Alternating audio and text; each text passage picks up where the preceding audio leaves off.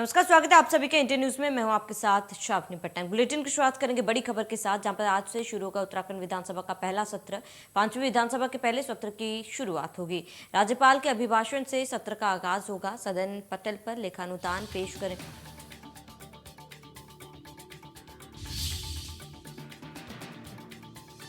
सभा के पहले सत्र की शुरुआत होगी। 29 मार्च से 31 मार्च तक सत्र चलेगा।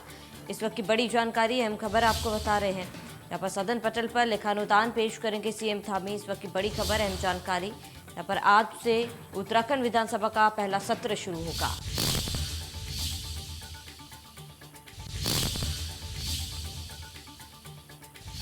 इस वक्त की बड़ी जानकारी आपको बता रहे हैं, जहाँ पर आज से शुरू होगा उत्तराखंड विधानसभा का पहला सत्र और 5वीं विधानसभा के पहले सत्र की होगी शुरुआत। राज्यपाल के अभिभाषण से आगाज होगा सत्र का। बड़ी जानकारी आपको बता दें, सदन के पटल पर लेखानुदान पेश करेंगे सीएम धामी और आज से शुरू होगा उत्तराखंड विधानसभा का पहला सत्र। बड़ी जानकारी आपको बता रहे हैं इस वक्त की। तो बड़ी खबर, अहम जानकारी आपको बता दें, विधानसभा का पहला सत्र आज से शुरू होगा। 29 मार्च से 31 मार्च तक चलेगा सत्र। सदन पटल पर लेखानुदान पेश करेंगे सीएम पुष्कर सिंह धामी। तो आज से विधानसभा सत्र का आगाज हो रहा है और ऐसे में 29 मार्च से 31 मार्च तक सत्र चलेगा। 5वीं विधानसभा के पहले सत्र की शुरुआत होगी। इस वक्त की बड़ी जानकारी आपको बता रहे हैं, जहां पर राज्यपाल के अभिभाषण से सत्र का आगाज किया जाएगा।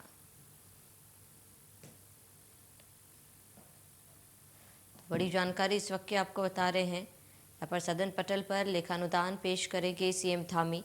विधानसभा का पहला सत्र आज से होगा शुरू। तो बड़ी खबर, अहम जानकारी से आपको रूबरू करा रहे हैं। यहाँ पर 5वीं विधानसभा के पहले सत्र की शुरुआत होगी। राज्यपाल के अभिभाषण से आगाज होगा।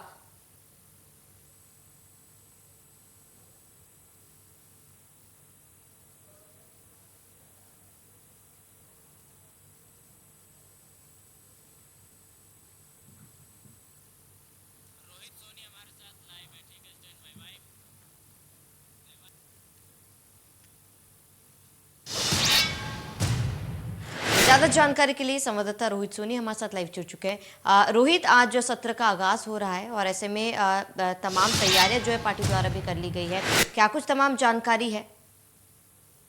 बिल्कुल, देखिए पंचम विधानसभा का जो है यह पहला विधानसभा सत्र होने जा रहा है। खास बात यह है कि इस विधानसभा सत्र में जो है राज्य सरकार यानी कि भाजपा सरकार जो है करीब 4 महीने का लेखानुदान पेश करने जा रही है, जो कि करीब 21,000 करोड़ रुपए का है। फिलहाल कुल मिलाकर देखें तो लेखानुदान तो पेश होगा, लेकिन अगर आज के कार्यक्रम की बात करें तो आज पहला दिन है और सुबह 11 बजे जो है सदन की कार्यवाही शुरू होगी और राज्यपाल का अभिभाषण शुरू होगा। जो लेखानुदान यानी बजट को लेकर के राज्यपाल अपना अभिभाषण पढ़ेंगे। इसके अभिभाषण के बाद जो है फिर सभी नेता अपनी राय रखेंगे। इसके अलावा फिर जो 3 बजे है और 3 बजे विधानसभा अध्यक्ष जो राज्यपाल का अभिभाषण है उसका पाठ को दोहराएंगे, मतलब उसकी रिपीट करेंगे उसी चीज को।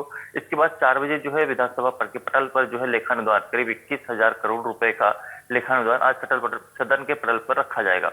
कुल मिलाकर यह जो पहली आज सदन की कार्रवाई होने जा रही है, खासकर पंचम सरकार की पहली विधानसभा सत्र है और पहले विधानसभा सत्र का पहला दिन है आज। खास कई मायने में इसलिए भी है क्योंकि आज पहली बार जो पीठ पर एक महिला नजर आएंगी, क्योंकि पहली उत्तराखंड के इतिहास में पहली बार विधानसभा स्पीकर किसी महिला को बनाया गया है।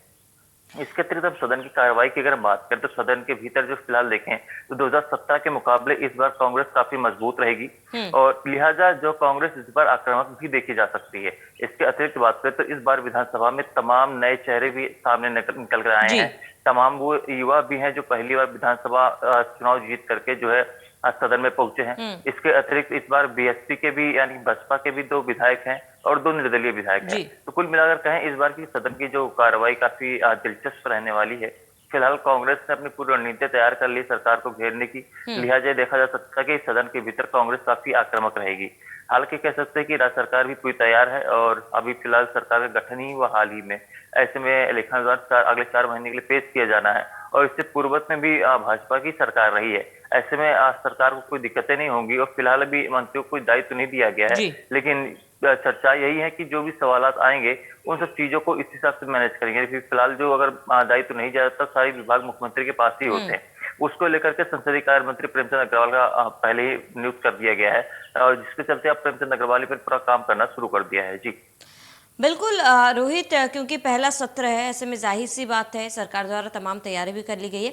लेकिन अगर विपक्ष की बात की जाए तो जैसे कि आपने बताया कि विपक्ष आक्रामक हो सकता है और पहले से थोड़ा सा ज़्यादा कांग्रेस जो है प्रभावी दिखेगा, और ऐसे में वो कौन से मुद्दे हैं जिस पर आज विपक्ष सरकार को घेर सकती है या फिर सवाल खड़े कर सकती है? बिल्कुल देखिए, विपक्ष की अगर बात करें तो साल 2017 में हुए विधानसभा चुनाव में कांग्रेस जो है 11 पर सिमट गई थी। और इस बार यानी कि 2022 में हुए विधानसभा चुनाव में जो कांग्रेस अब 19 का आंकड़ा छू चुकी है, यानी कि अब 19 करीब 8 विधायक इस बार बढ़ गए हैं। तो ऐसे में संख्या बल के हिसाब से देखें तो कांग्रेस भी इस बार आज काफी मजबूती में आ गई है। लेकिन अगर मुद्दों की बात करते हैं तो मुद्दों की बात करें तो महंगाई सबसे अहम मुद्दा है, क्योंकि लगातार अगर हम देख रहे हैं कि पिछले एक सप्ताह के भीतर 6 बार डीजल और पेट्रोल के दाम बढ़े हैं। पहले 80 पैसे, फिर 50 पैसे और फिर 30 पैसे। तो इस तरह से देखें तो लगातार महंगाई जो बढ़ती जा रही है, क्योंकि पिछले 4 महीने से कोई भी पेट्रोल डीजल के दाम नहीं बढ़े थे, लेकिन अचानक जब बढ़ने शुरू हुए तो रोजाना जो डीजल पेट्रोल के दाम बढ़ने लगे। यही वजह है कि कांग्रेस ने इस मुद्दे को उठाया है और सदन के भीतर भी कांग्रेस जो है इस तमाम मुद्दों को उठाने की कोशिश करेगी।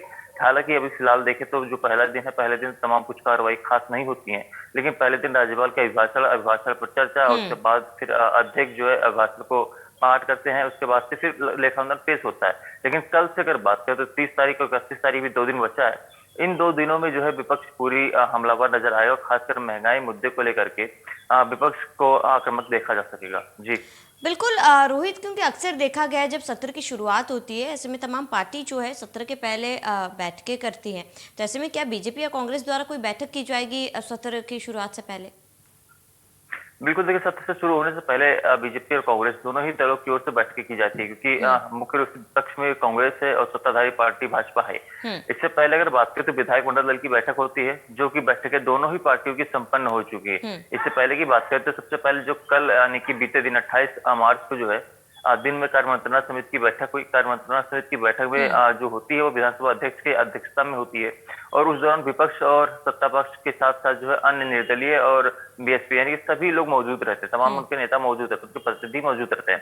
तो उसमें चर्चा किया जाता है कि जो कार्रवाई होनी है सदन की, उसमें क्या क्या कार्रवाई होनी है, क्या क्या बजट, क्या क्या मुद्दे तय किए जाने हैं, इन सब चीजों को लेकर चर्चा किया जाता है। तो फिलहाल अभी एक दिन की कार्यवाही तय की गई है, जिसके यानी 29 तारीख तय की गई है। उसके अलावा आज जब बजट सत्र हो जाएगा, यानी कि जो आज राज्यपाल का अभिभाषण हो जाएगा, अभिभाषण के बाद उस पर चर्चा हो जाएगा, लेखानुदान जब सदन के पटल पर रख दिया जाएगा, उसके बाद फिर से जो है कार्य मंत्रणा समिति की बैठक की जाएगी। ये तो हो गई विधानसभा की ओर से।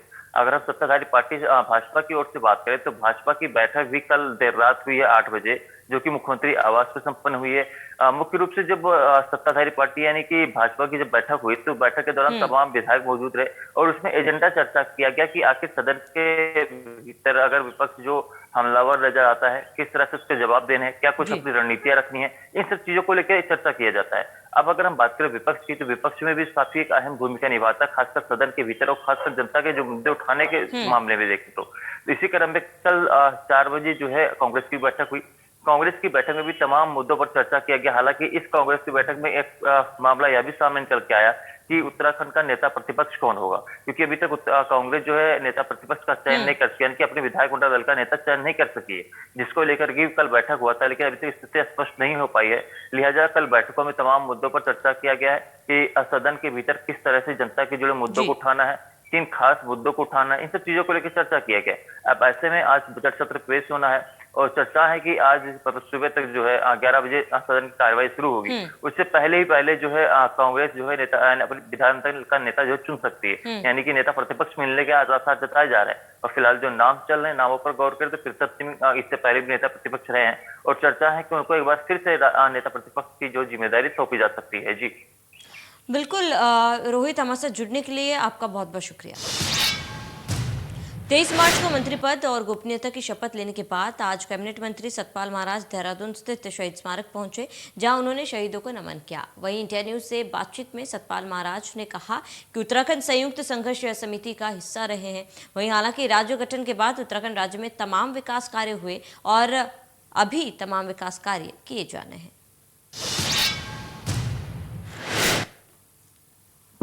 कैबिनेट मंत्री सतपाल महाराज शहीद स्थल पहुंचे, हमारे साथ बातचीत करने के लिए मौजूद है। महाराज जी, आप शहीद स्थल पहुंचे हैं, लोग काफी जमावड़ा भी लगा हुआ है, शहीदों को आपने नमन भी किया है। या शहीदों का आशीर्वाद लेने हम लोग आए हैं और श्रद्धांजलि अर्पित करने आए हैं। उन्हीं के बलिदान से राज्य की रचना हुई है और मेरा तो प्रयास रहा था। प्राइवेट मेंबर भी मैं लाया था सबसे पहले, उसके बाद देवगौड़ा जी ने घोषणा की और गुजराल जी ने घोषणा की और आज हमारा ये राज्य बन गया है। इसके लिए ग्रीष्मकालीन राजधानी के लिए हम लोगों का प्रयास था कि पहाड़ के अंदर बने और भरारी सैन को बनाने के अंदर मेरा बहुत बड़ा अभियान रहा। बल्कि जब मैं प्रोटेम स्पीकर था बैठ करके इसके लिए हमने कार्रवाई शुरू की। तो आज बहुत कुछ हमारी आकांक्षाएं पूरी हुई हैं। रेल आ रही है, अब इंटरनेशनल एयरपोर्ट बनाना है हरिद्वार को, जिससे कि हम पूरी दुनिया से कनेक्ट हो जाएं और यहाँ का उत्पाद जो है पूरी दुनिया में जा सके और दुनिया के लोग सीधे हमारे उत्तराखंड में प्रवेश कर सकें। इस संभावना को संभव करना है और इसके लिए हम लोग प्रयास कर रहे हैं।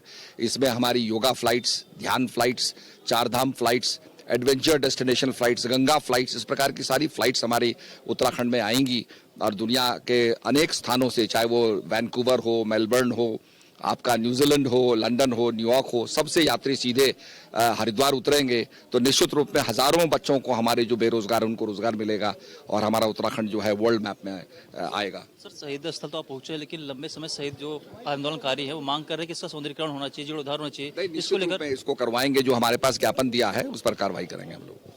बजट सत्र भी कल पेश होना है, कितना तैयार सरकार पूरी तरह तैयार है? हालांकि मंत्रियों को भी दायित्व नहीं दिया गया। हाँ, अभी उसके लिए दायित्व तो मिल जाएंगे और निश्चित रूप में पहला लक्ष्य हमारा यह है कि वेतन लोगों को मिले और बजट हमारा पास हो, इंटर्म बजट पास हो, तो उसके लिए कार्रवाई हो रही है। धन्यवाद। तो ये थे कैबिनेट मंत्री सतपाल महाराज, जिनका साथ में कहना है कि फिलहाल जो कल बजट सत्र होने जा रहा है, जिसको लेकर सरकार पूरी तरह तैयार है और कल बजट सत्र में करीब 22,000 से करोड़ से अधिक का बजट पेश किया जाएगा।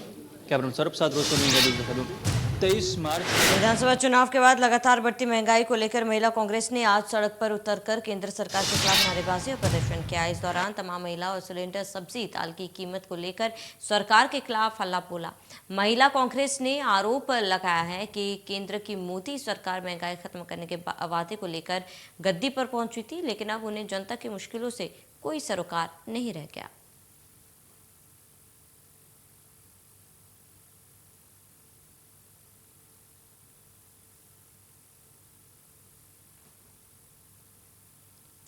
तो महंगाई के खिलाफ प्रदर्शन किया गया। प्रदर्शन कर सरकार को जगाने की कोशिश की गई। महिला कांग्रेस ने प्रदर्शन किया है। बढ़ती महंगाई के विरोध में सड़कों पर उतरी है महिला कांग्रेस और उन्होंने कहा कि जब तक चुनाव था तब तक मोदी सरकार ने वादे किए थे और चुनाव खत्म होने के बाद अपने वादे को पूरा नहीं कर रही।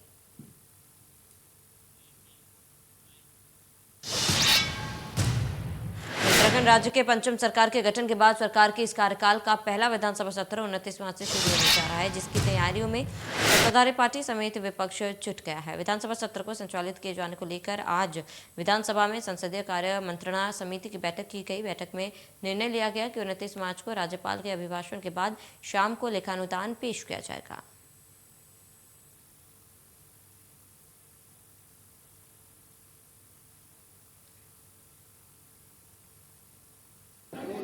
उत्तराखंड के पंचम विधानसभा का गठन हो गया है और कल से बजट सत्र शुरू होने जा रहा है। फिलहाल यह बजट सत्र कई मायने में बेहद खास रहने वाला है।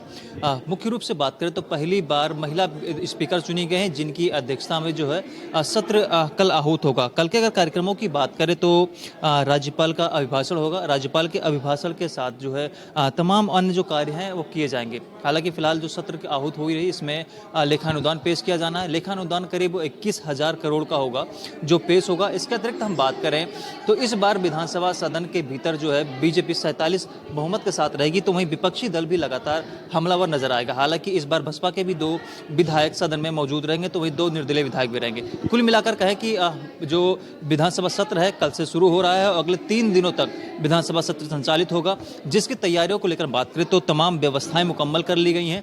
सुरक्षा व्यवस्था के लिहाज से तमाम इंतजाम किए गए हैं। कैमरामैन सौरभ के साथ रोज सोनी, इंडिया न्यूज, देहरादून।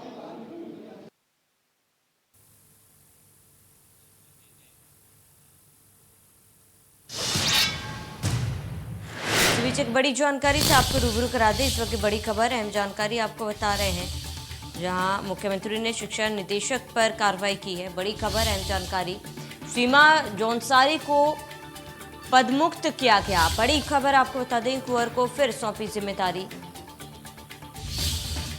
और मुख्यमंत्री ने शिक्षा निदेशक पर कार्रवाई की है। इस वक्त बड़ी खबर, अहम जानकारी, मुफ्त टैबलेट योजना में लापरवाही की थी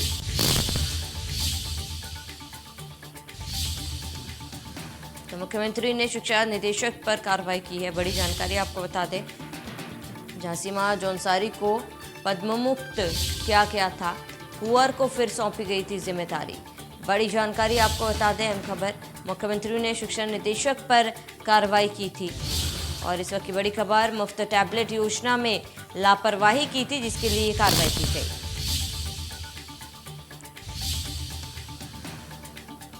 बड़ी खबर, अहम जानकारी आपको बता रहे हैं। और प्रवीण कुमार हमारे ब्यूरो चीफ हमारे साथ जुड़ चुके हैं। प्रवीण जी, क्या कुछ पूरी जानकारी है, क्योंकि ये बड़ी कार्रवाई सीएम द्वारा की गई? जी देखिए, शिक्षा विभाग में ये कार्रवाई की गई है और पिछले दिनों जिस तरह से मुख्यमंत्री की योजना थी कि बच्चों के मेधावी बच्चों को जो टैबलेट देने की योजना थी मुख्यमंत्री की, उसमें समय पर ये दी नहीं दी गई थी, जिसकी वजह से शिक्षा निदेशक पर ये कार्रवाई की गई। सीमा जौनसारी को पदमुक्त कर दिया गया है और विभाग में सीनियर जो कुंवर है उनको ये जिम्मेदारी दी गई है। मुफ्त टैबलेट देने की योजना थी जिसमें कहा यह जा रहा है कि उसमें समय पर पैसे नहीं पहुंचे बच्चों को, उनको टैबलेट नहीं पहुंचे, तो इसी की वजह से मुख्यमंत्री ने कार्रवाई की है। और इस कार्रवाई से जो एक मैसेज ये भी देने की कोशिश की है मुख्यमंत्री ने प्राथमिक रूप से कि कोई भी इस तरह के हिला हवाली बिल्कुल बर्दाश्त नहीं की जाएगी। और मुख्यमंत्री ने पिछले दिनों कहा था कि शिक्षा पर उनकी खास नजर रहेगी और वो चाहते हैं कि राज्य में शिक्षा का स्तर बेहतर से बेहतर हो। बिल्कुल प्रवीण जी, तमाम जानकारी के लिए हमारे साथ जुड़ने के लिए आपका बहुत बहुत शुक्रिया।